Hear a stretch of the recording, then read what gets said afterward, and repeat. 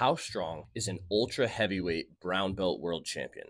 I've had the honor of working with Adrian for over a year now and would love to go over some of the things that he's accomplished in the weight room.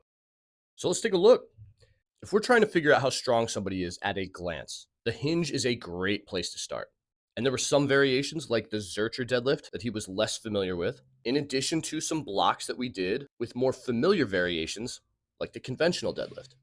We also sprinkled in some trap bar deadlifts, which have a reputation of a nice gentle learning curve, allowing athletes to focus a little bit less on technique and a little bit more at loading them up and getting good at them.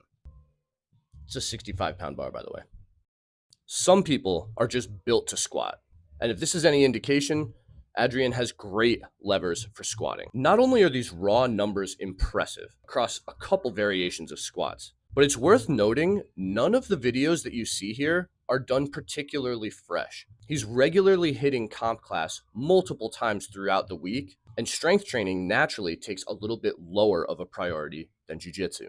Now, unilateral work was something that we initially wanted to address as a weakness. As you can tell through these videos, he addressed that weakness and then some, and we did so with both hip and knee dominant exercises. As you can tell with these sets of walking lunges, there were times where we were able to push much harder in the weight room, but this was not every single session.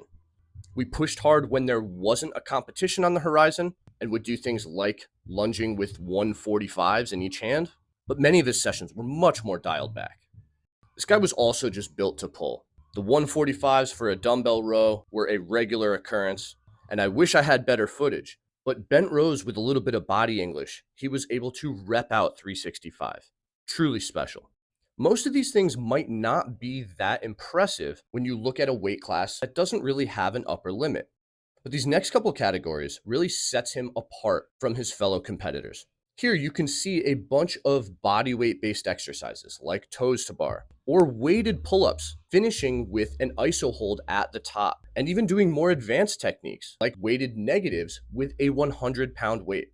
This guy can also master his body weight and then some, something that typically ultra heavyweights struggle with. And the last category where he really stands out is power work.